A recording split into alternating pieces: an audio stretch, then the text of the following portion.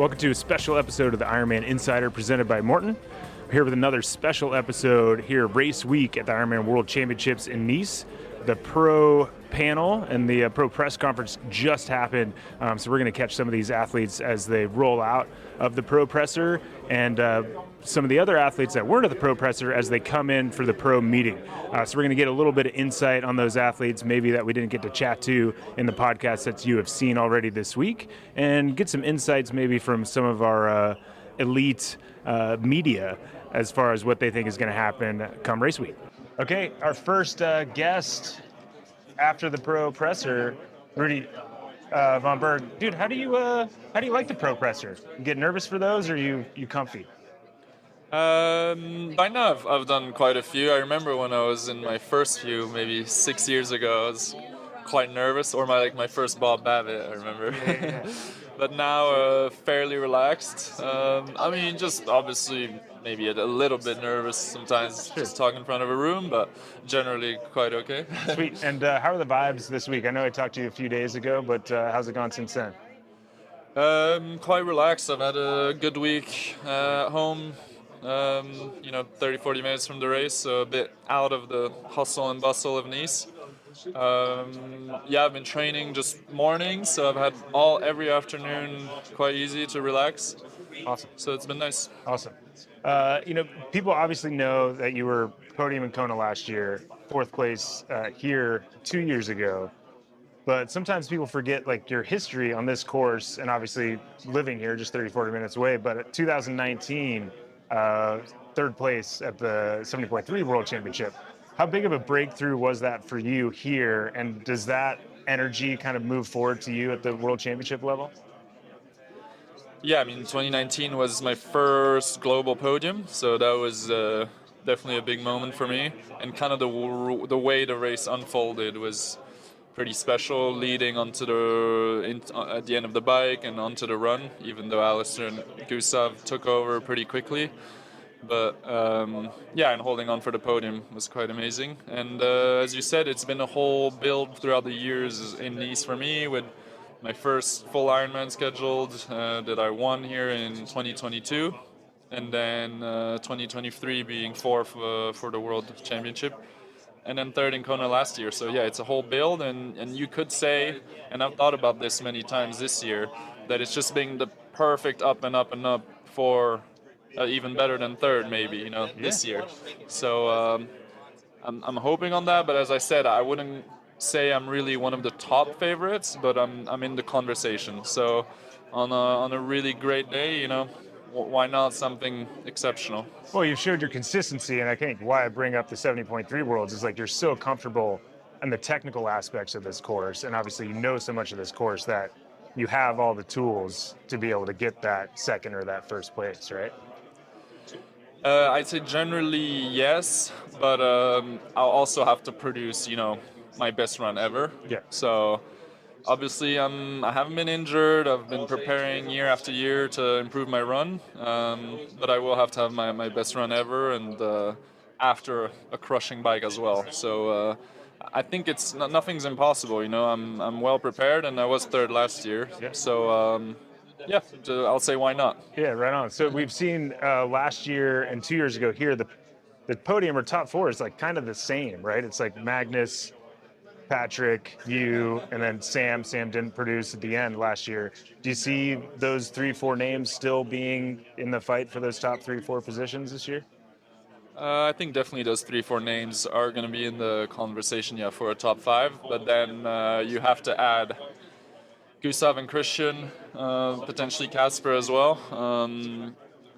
They've proved this year, and Gustav a little less, but I just know he's in great form now and getting really confident. And this is also kind of his course, right? World champion here in 2019 for the 70.3. And then a few newcomers we mentioned that will shake up the race a little bit. So I think obviously there's a lot of guys that can do quite well, but again, the guys that have been consistently performing the last few years will still be up there. Yeah, and you use the word consistent, and the last few years, that's the word that we have to use to describe you, especially at World Championship edition. So best of luck on Sunday. Look forward to seeing it, man. Thank you very much. Yeah, thanks. Okay, next up. Hey, next up is me with Patrick Lange. What's going on? Man, you're so much looser, I feel like, than you used to be, like 10 years ago. Oh yeah, thank you. Take this as a compliment. Yeah. Definitely. Think maturing can be a good thing. No, it's yeah. I think it can. It's been a process, right? So Yeah. just talked about it in the interview. Like, especially the situation with my mom, it just puts everything into another perspective, right? So I'm grateful to be here, and I think it's just the second most important thing in the world, to say. Right. Like it's you've been able to have a little more perspective on what's important, and this feels more fun to you than maybe it did in the past. 100%. Really? Yeah, definitely. I had the races where I was like in the hotel room and really, really not looking forward to race. So Yeah. I just did not want to be out there. It just put so much pressure Yeah. on myself that it felt like everything was blocked. You're making your own prison, kind of, right? Exactly. Yeah. So, and at one point, I really decided this is not the way I want to live. Right? Yeah. It should be fun. It should be, of course, racing is not always fun. Don't get me wrong. It's still hard, and I want to be at my limit. But still, I don't want to feel the pressure, and especially the race and the victory last year in Kona definitely took off some pressure and some weight. Right, and it shows that, like, scientifically, it is proven that the looser you are and the happier you are, you actually better results, and you've shown that, right? Yeah, I think Best race of your life last year. Yeah, it was a perfect race. Yeah. And I always said, like, I feel that there is this perfect race is out there, and I'm super grateful to found it at the most important place. But could it also be your perspective during the race that you see things more perfectly, Yes. right? Like, are you more likely to have a perfect race tomorrow, or 2 days out on Sunday, because you have that perspective? Yes, because I know it's not the end of the world if I finished 8th or 15th here. Life goes on, and I just try my best, go out as hard as possible, and make the best out of it. Yeah, like if you drop a gel and you're stressed out the days leading up to the race, you're like, oh, I dropped a gel, what's going to happen? But if you're loose, you're like, oh, that's weird. Yeah. Cool, that's a bummer, but we'll get past it, right? Yeah, and of course you make plan A, B, C, and it's an Ironman, and there are always things going wrong in an Ironman, and you have to accept it and embrace the journey. Yeah. So we just came out of the Pro Presser, and people are asking you, a couple different questions. But to me, what stands out is you were asked a question on what if you think a sub 230 is needed to win. And you never, after that question was asked, you never referred to runtime, basically. Maybe you did a little bit, but you're like, no, 8 hours is what it's going to take to win. Yeah. And it's funny because I think people look at you somehow still as like the fast runner. But you are. Makes sense. Yeah, yes. you are. Yes. But it's how I win my races. Totally. But you're definitely. Across the three, and I think that's part of the reason why maybe Exactly. you're underestimated. Like Kona, you biked insane. Here, you biked well enough to put yourself in that position. So you think maybe sometimes people still in this era think of the single disciplines when in the end the bar is so high you have to be good at all three. Yes. I always race to finish in the best position possible, right? Yeah. So you won't see me backing down just to have a sub 230 marathon and become fifth. Right. So right. it's not my approach. So I'm not holding back in the swim. I'm not holding back on the bike. You always see me pushing the hardest I can in this situation.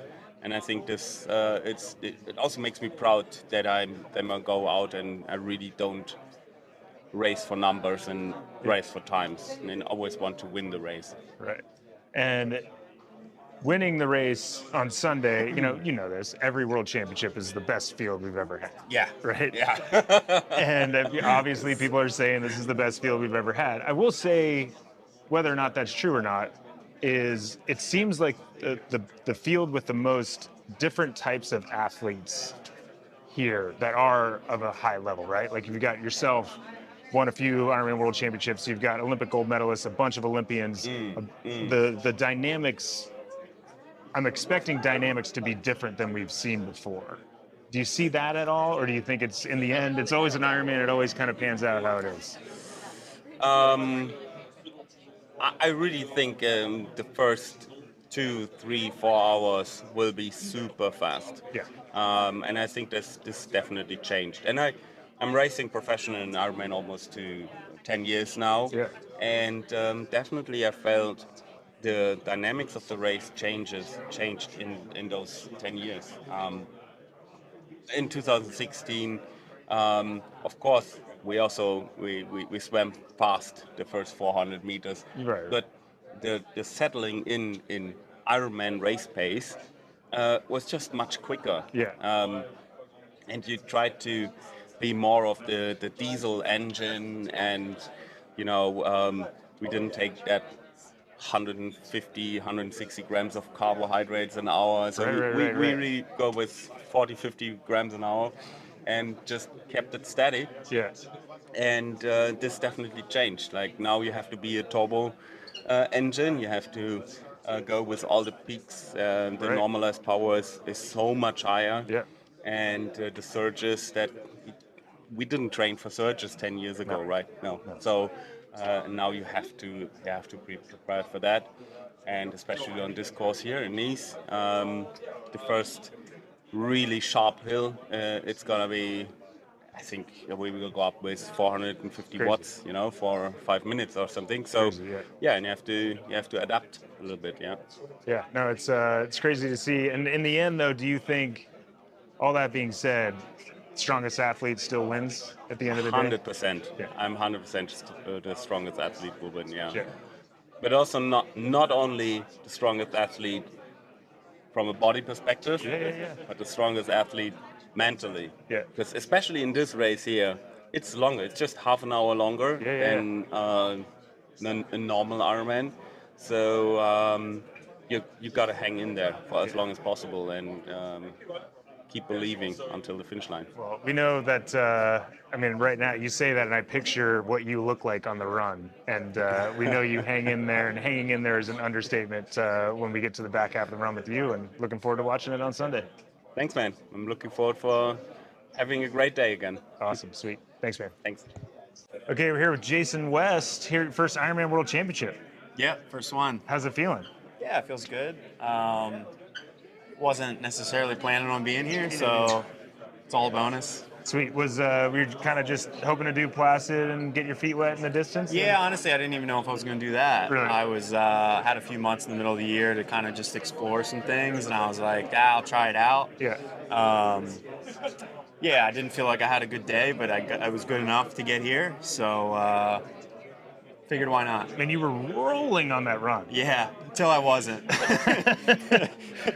So, it was a really difficult course. I mean, Sure. for the first one, choosing that course was tough, but I knew, like, if I qualified here, Yeah. I should go race a tough course Totally. because this one's going to be hard. So, And dude, Yeah. to be running the paces you were running on that course is crazy. Because I was commentating and I'm like, oh, he's on pace for like yeah. 224. or Yeah, I something. think I was 114 through the half, and it was feeling really easy, but once I lost it, I really lost it. And what'd you end up? Like 232. 237, yeah. 237. So it was like 114, 123. So Oh, there you go. it was, yeah. You never run harder 123 in your life. Yeah, I know, right? I was like, I don't know if I'm going to get to the finish line, but Right on. Yeah. So this weekend on Sunday, is it kind of a similar deal? You just experience out doing it, or you're trying to get top 5, top 10 as like a goal? I think if I have a good day, like I can probably get into the top 10. Maybe Yeah. I can squeak in there, but probably not in shape to race with the front at this distance yet. But I just want to learn. Best way to figure out the dynamic of a world championship is to go on the start line and race it. So really, I just want to have a good day, learn as much as I can for the future. Sweet. And I've seen you have some crazy fast runs over the 70.3 distance on flat courses. Does this course suit you well in that, like being able to see everybody in front of you and just keep taking it over? Yeah, I really like flat running. Like, I think that's kind of my jam. It's like I just get the turnover going and just hold it. So I really do like it, and I'll just see what I can do. Sweet. Well, best of luck out there, man. Cool. Thanks. Appreciate it. Yeah. Cool. Thanks, dude. Yeah. Appreciate you. Of course, man. Okay, we're here with Jonas Schomburg. Man, your name's been coming up a lot when I've been talking to the other athletes. Is it?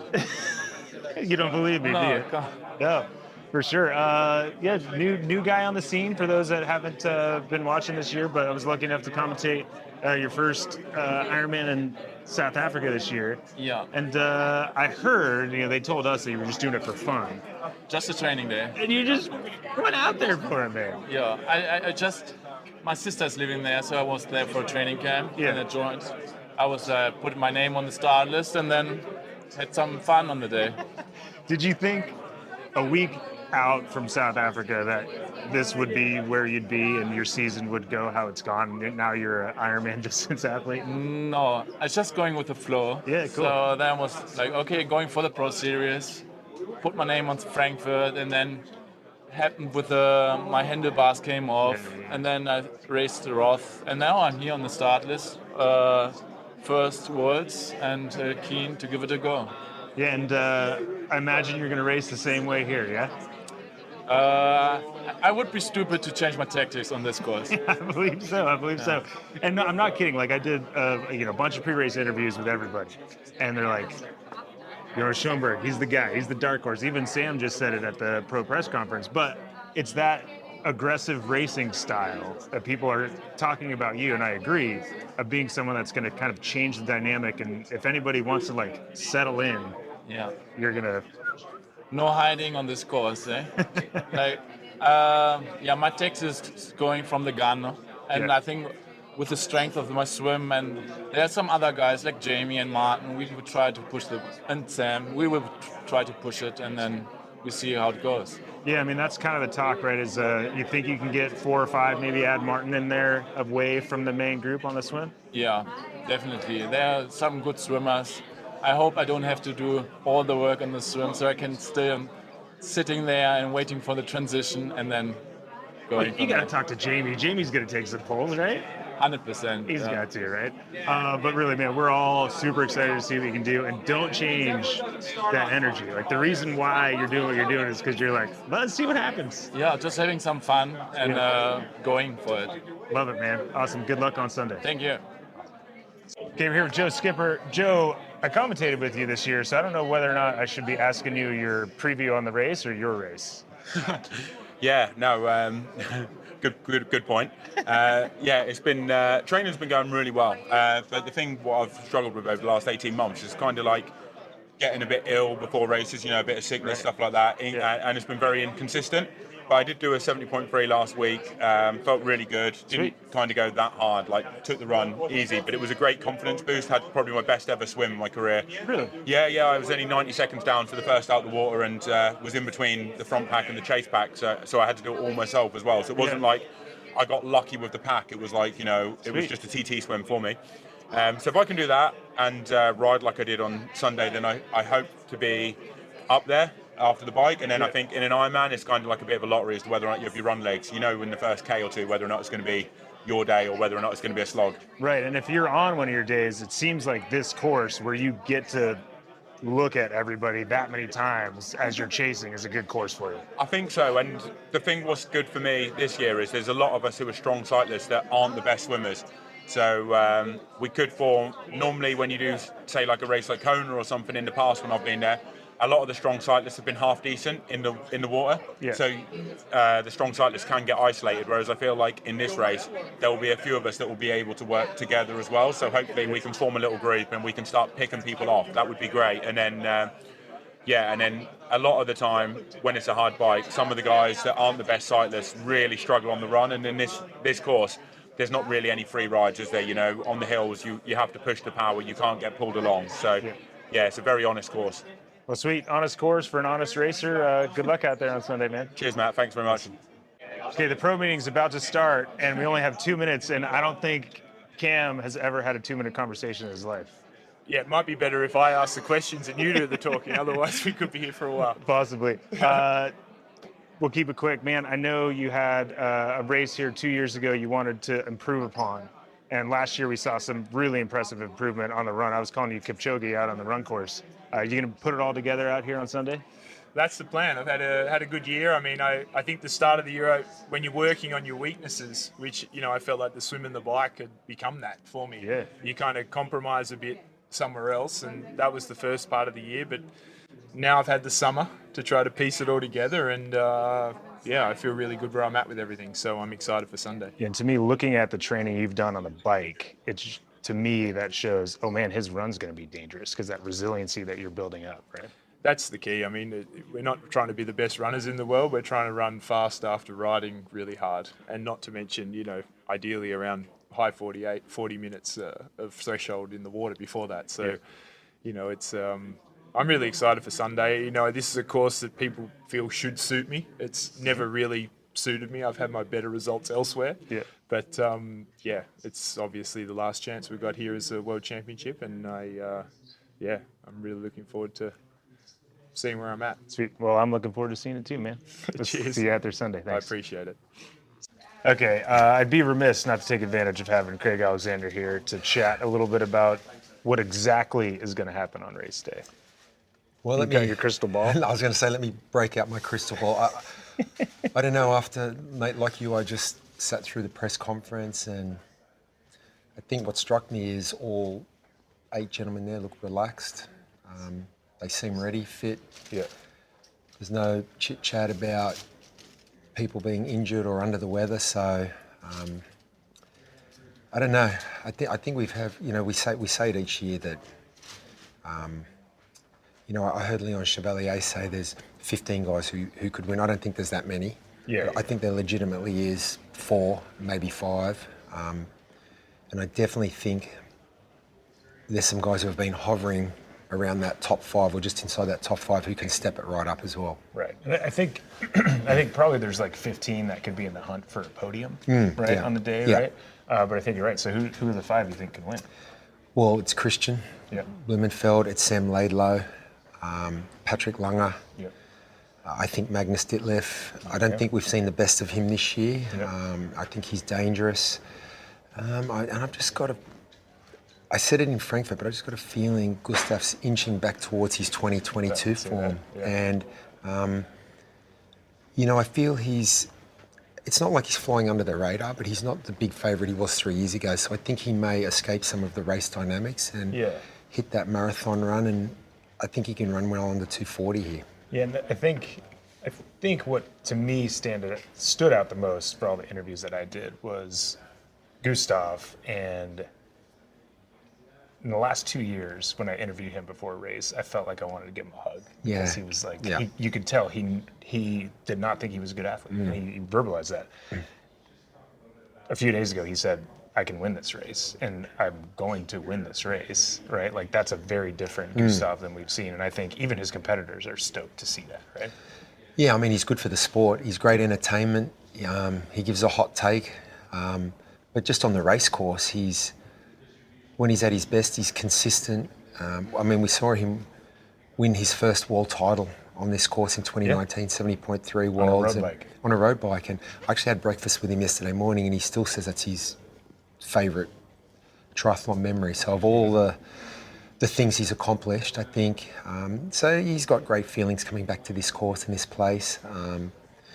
He told me, all the 3 Norwegian boys have had a pretty awesome lead up. So, and Kasper Stornes he's a guy that we don't really talk about, but surely he's a podium contender. Well, that's the thing. I mean, there's so many people that we don't talk about. Maurten van Riel. Yeah. We can look at the list behind us, right? But Kieran Linders, obviously, Christian Hogan. Jonas Schomburg. Yeah, I was just talking to Jonas, and he's one that 90% of the athletes that I've interviewed are saying his name and being like, oh, he's the guy that could completely disrupt an expectation of how the race might go. Yeah, well, Christian talked about him called him out by name in the press conference, that he's a guy who's going to shape the race and the race dynamics. So, yeah, it's exciting. I mean, I'm excited to see Maurten van Riel race. I mean, incredibly versatile athlete across all distances. Finished second in South Africa. I know he's had a bit of an injury cloud coming in with his ankle, but I think this course suits him, and I feel like he's flying a little under the radar. But he's got so much quality and pedigree. It's every year somebody falls on it. Like, so many people, like Patrick Lange still falling under the radar. Yes. You didn't mention him? No, you did mention him. I did mention him, yeah. But, I mean, he's one, and I think Maurten van Riel is one. And I think, we're talking about those top 5. And for me, we talk about Jonas Schomburg, we talk about Maurten van Riel. I think Jamie Riddle is another athlete that will shape the race. But when we talk about those 5, the one that's going to benefit, in my opinion, from all those people is Laidlaw. Yeah, I mean, so he might be like free ride. Yeah, well, I mean, these athletes are all smart and they pay attention, they do their homework, and I think what we saw in Rot might be a blueprint. I mean, Schomburg off the front, Laidlaw chasing. I would have been surprised if those two didn't have a chat after that race. Yeah. As athletes do. It's in their mutual interest. I mean, those partnerships of convenience form all the time in these races. So, no, I agree. I mean, the thing that we know about Sam Laidlaw is he's an aggressive racer, even though he talked about toning that down a little bit. But he's such a good swimmer, biker and runner. He has a few different options. And he has been the guy that we saw here 2 years ago agitate in the swim. Matthew Marquardt led out, but Sam in the middle picked the pace up. And we saw it in Kona last year. At the turn, Sam got on the front, and I think, he's always intent on just creating a bit of separation to some of the other contenders like a Patrick and a Magnus. Yep. And he's been able to do it. And I think he's going to have some willing allies here in the water and, the first half of the bike. I think so. And so if we're trying to do a prediction, right, which is impossible to do. Yeah. But for me, if I ever do, I think about how the race, not like who I think is going to do what, but how the race tactics might pan out, and kind of pick one of those and go with it, right? And let's say we get 4 guys out of the water, 5 guys out of the water together. Sam's one of them. And you've got Schomburg pushing the pace, Sam pushing the pace. If that happens and they get a few minutes, because I think one of the biggest pre-race favorites is Christian Blumenfeld. Yeah. How does he win if that tactic is happening, right? Like if they get 3 or 4 minutes by the top of that climb, does the race start to fall away from a Christian or a Patrick or those fast runners? Well, yes and no. I think, again, Christian talked about that in the press conference. He's got 2 options for his race, and he likes to race aggressively. But maybe that took him out of the mix a little bit last year in Kona when he tried to bridge up to Sam. Right. Yep. And the other card he has to play, and it's a great card, is the one he played in Frankfurt, which is be in that group. Don't dawdle. You don't want to leak time. But he showed he can run a 2:30 or a low. It was a 2:30, 2:31 in Frankfurt, and probably equates to a similar time on this course, give or take a few minutes. So I think KB's quite confident in his ability to give up 10 minutes and still run to the win here. Yeah. And that's what we were kind of talking about that before. That's the hard part with the level being raised so much. We talk about, you give up 10 minutes, but you run at 2:30. It's like, yeah, but you got to count on some of those guys in those 10 minutes not running a 2:35 or 2:36, right? Like you're hoping they all went way too hard and you can just run through the field, right? Yeah, I mean, we've only got a sample size of 1 2 years ago, and Patrick ran a 2:32. I think Matt Hansen was a 2:35, but he was a little ways back off the bike. There are only a handful of sub 2:40 runs. I feel there's going to be a lot more this weekend, potentially because the level's lifted a little bit, and I just think guys will race a bit smarter. And there's a lot of depth in this field. I feel, so much. Yeah, so I'm torn. I keep flip-flopping between. I think there will be a group of 5 or 7 out of the water, of which Laidlaw will be in that group. Yeah. Andreas Salversberg, Willie Hirsch, Riddle, and Schomburg. And they're going to agitate at the start of the bike as well. But then I also think there's just incredible depth here. Like, is it going to split up? And if it does, it might only be 30 seconds. I mean, Daniel Back, there's so many great swimmers here. Right, like the guys that don't make that front split are still guys that are normally like in the front of the main. Or close to it. Yeah. Yeah, and they're talented world-class athletes. So you have to imagine that Christian and Patrick and Magnus are going to be in that mix somewhere. Yeah. I know 2 years ago here, it was about 60 or 70 seconds difference. That was enough for Sam to get sort of out of sight and out of mind with Clement Mignon early in the bike course. And the thing I find fascinating about this course is, like, of course, most of the elevation comes early, but I think that 60 kilometres in the middle is crucial, like keeping the power up. That's, I think, where Sam really just consolidated and extended his lead 2 years ago. Right, and I think that was what was impressive. Like, obviously he was riding his butt off up that climb, but then he was like click, click, click, click when he got to the top. And I think what's underestimated about this course is that section. And then, people say, okay, you go to Grelier and you're on the descent, and you're like, dude, there's a pretty hard climb in the descent. Yeah. And so you have to be, you're playing these cards, you're lighting matches, but you have to have enough left in the tank for the back 60, 80K this bike course. Yeah, for sure. And I mean, a lot of the same rules apply. This is a unique course. Most of the elevation gain comes early, but there's some pinches that come late. And, the marathon course here, this is not a biker's course. This is a triathlete's course. I often feel that a flat or flattish marathon course is fast but not easy. Right. There's no sections where you can get free time, maybe coast it downhill, let the heart rate drop, let the core body temperature come down. On a flat course, you're just generating momentum and rhythm the whole time. There's no let up. The heart rate goes up, and the only let up you get is at the turn at each end of the course. Yeah, then you got to accelerate out of it. Yeah. So I feel it's a real runner's course. It's a rhythm and momentum course, which suits Christian and Patrick. Yeah. But may suit a Maurten Van Riel as well. So Totally. I mean, there's so many. And I appreciate that you said this is a triathlete's course. And, you're someone that obviously broke the Ironman World record at the championship 1 or 2 times. Can't remember. One time. Hamstring got a little tight at the end. Yeah, cramped up. I remember that. It was Yes, good. cramped You up. made it look dramatic. I like Should have taken more salt. it. That was the day, back in the days where you weren't just eating 200 grams every hour. No, well, nutrition wasn't what it is. But anyways, Patrick Lange, I don't know if this stood out to you or not, but was asked about running sub 230, and he almost didn't even answer the question, right? Yeah. He said, we're going to go 8 hours, and you look at him like that, you'd assume that would be the guy who would answer that question. All the younger guys are talking about sub 230 and how many guys can do this, and he's like, I got to go 8 hours, right? Yeah. Like, how different is that mentality of kind of that old dog that's like, okay, whatever you guys are doing, that's fine, but I'm going to be at the finish line at 8 hours. Yeah, I think that's experience talking, and we saw him execute a very experienced and composed race last year. Yeah. Had a great swim. There were different times on the bike where he got distanced but was able to get back onto the group. Yeah. And I know it wasn't the windy conditions and it probably suits a smaller athlete, but he just showed patience and composure and understood that to win he still had to maximise his run potential. And to do that you have to ride a certain way. So yeah, he did. It was interesting. That was a telling answer that he gave, because he didn't just want to buy into what marathon time it was like. It's going to be 8 hours and you're going to have to swim, bike and run well. So, Yeah, and I think for me, seeing him from the motorcycle in Kona last year, and the amount, as you said, he got dropped and pulled himself back. yeah.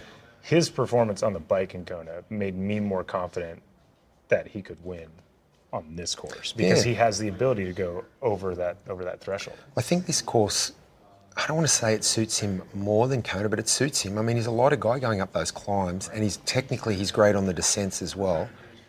I mean, there is 60 or 70 kilometres of aero riding where, you got to put out good power. But he's shown he can still match it with the bigger boys on courses like that as well. And yeah, I mean, I think it just speaks to his greatness and his legacy. I mean, to finish second in Nice and then win Kona shows he's versatile. But again, mate, we talk about this all the time. The best athletes are versatile and they do adapt. Yeah. And the top 4 from Kona had been top 5 from Nice the year before. And the one who missed out was Sam, who just blew up for whatever reason, maybe overbiked, maybe it was a nutritional sort of malfunction. But it was the same 5 gentlemen shaping the race both years on 2 different courses. And what's telling to me about that is you're right, but the one person that we haven't mentioned yet that was in that top 5, Rudy Von Berg. Yep. He's like always overlooked, and it's funny because I still think of him as like the young guy, because when he was third here in 2019, it was a breakthrough and a great performance, but he's become kind of that like old dog to a certain extent in spirit. Like you could, the way he raced and got third in Kona last year was you could tell he was the guy that was like, I'm got blinders on, I'm going to do my thing, and at the end of the day, I'm going to get across that finish line as fast as I can, not like trying to worry about what everybody else is doing. And I think he's certainly, I mean, he kind of hinted to when I interviewed him that he doesn't think he can win. And he might be right, because he doesn't have maybe the run of like a low 230 to be able to do it, but he's that guy, like the harder the race is, the more guys are going to crack in front of him and the more he's going to move through. Well, I mean, he said it himself in the press conference that he wasn't offended because he wasn't considered one of the main favourites. Yeah. Because he's not one of the main favourites. He said, my run's not quite where it needs to be. But yeah, I mean, he could possibly, a 3 or 5 minute PB in that marathon could do it. He's certainly, since 2019, been one of the most consistent athletes on the circuit, particularly at the major championships. You know, Ironman North America, Ironman France. I mean, you actually look through his palmares, his resume. He's won a lot of Ironman races. He's finished on the podium in a lot of championship races. I think he's not daunted by the big occasion. But yeah, all of these guys, I was going to say he's self-aware. They're all self-aware. He knows what it would take for him to take that next step up, and it's 3 or 5 minutes potentially in the marathon. That's really, for Rudy, that's what he needs. He needs to step that marathon PB up. He's the one who said it in the press conference, and but the other guy in the top 5 we didn't really mention was Yon Schoberg as well. Right. I mean, and he's interesting because you don't really see him in the race. He normally comes out he's always... It's a time trial for him. It is. So I think that's got its pros and its cons. I mean, you want to be in the race. And he must be incredibly mentally strong to really just drill down on his own strategy. But again, it just shows that that's ultimately the best course of action, isn't it? Wherever you are in the race, knowing your strengths and making a few, I guess I don't want to say risky decisions, but sometimes you need to go outside the plan a little bit if you want to win the race. But generally speaking, you stick within the way and the dynamic that suits your strengths the best. And Leon does that. He faces a large deficit out of the swim. The way he picks his way through on the bike and run is just incredible. And I mean, was it Utah, Ironman World Champs? He finished 8th, and then he was 7th in Kona, and then 5th here in Nice, and then 4th in Kona. I mean, that is impressive. Yeah, and it's going to be a little harder to move down another, but... it's always harder to move down, yeah. Yeah, and it's interesting because I think those athletes, like you were saying, kind of doing your own thing, put the blinders on, like a Leon or maybe a Rudy, that's the way, in a course like this, it's almost the fact that we're talking about Jonas Schomburg and Maurten, like the fact that that dynamic early is going to occur actually plays into the favor of that athlete. I think we both probably agree that tactic with maybe those athletes won't get you the win. Maybe a Patrick Lange could pull that off. Yeah. But if they stick to that and don't pay attention to everybody else when the carnage starts happening, because the thing that's hard about this course, man, is that like once you get to the run, it's so many outbacks and you see everybody. Yeah. And I think what mentally damages people more than any other course is you feel so far behind that when I'm telling athletes, I'm like, man, if you're like 5K back, keep going, because the guy in front of you is like, I'm 4K back, I'm out. And they stop, right? So like I think this course, obviously it's because so much difficulty has come before the run, but also just the mentality of seeing the leader come by you and then you don't get to the turn for like 12 minutes, you're like, I'm out. Right? Yeah, and again, I really enjoyed the press conference. A lot of them can be a waste of time. I can tell you had a little sparkle. Yeah, well, there were some great little nuggets and insights, and Magnus talked about that. Just staying in the fight, one foot after the other, one pedal stroke, and it's simple advice. but sometimes we overcomplicate things, and you feel like mentally you might be out of the race, but who knows? Yeah. Who knows? And strange things happen in these events. Magnus, who's the Uber biker, came off the bike 7th in Kona and then ran his way up into 2nd last year. So you just got to stay in the fight. But I definitely think there's a few storylines here. The clear favourites, the big favourites, they deserve. I mean, they've shown they can do it. Sure. There's a lot of contenders that next echelon. I feel Rudy's in that. And, you know, I'm excited to see if someone out of that group does take the step up. And, you know, history tells us that usually it's someone from the top 4, top 5 of the year before. I think this year's a little different because we're getting a couple of defending champions who didn't finish top 5 last year for different reasons. Fair, yeah. So that might skew that stat a little bit, but it's very top heavy, and we do have some clear favourites, and I think they deserve to be. They've shown they can perform. But yeah, I'm excited. The Van Riels, the Schomburgs, to see how they impact the race.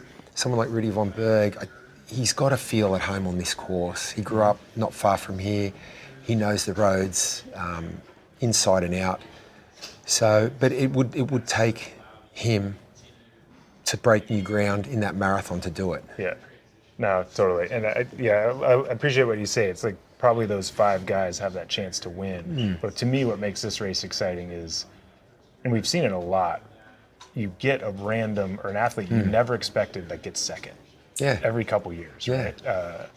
My brother did that one year with you. We saw Ben Hoffman kind of do that. Luke McKenzie did that. Bardo did it. Exactly, right? And he's racing here too. And it's that, I think that athlete, I'm not sure which one it's going to be yet, but I think that athlete that gets second that we don't expect is going to influence the race from the front. Yeah. And there's no doubt we're going to get an exciting race on Sunday. Yeah, I can't, like I say it every year, I'm excited for it, but there's just so many storylines and dynamics, and I just feel the depth, particularly that upper tier, that top tier depth, is the best it's been for a long time. Yep. So when we say every year this is the best World Championship field, this actually is. Yeah, we mean it this year. Craig says it. Awesome. Well, appreciate you coming on and chatting, and we're going to get some good work together on Sunday. Looking forward to it. Yeah, always fun to work together. Yeah, for sure. Well, thanks so much for tuning in to Race Week Special with the IRONMAN Insider presented by Maurten. For Craig Lieto, I'm Matt Lieto. Craig Lieto. Jeez. It's been a long week, everybody. We're brothers now. We could be brothers. Look at us. I know, look at this. It's Craig Alexander. I'm Matt Lieto. Keep your eye on this space for more good information, and be sure to watch the race on Sunday. It's going to be crazy. Yeah, tune in.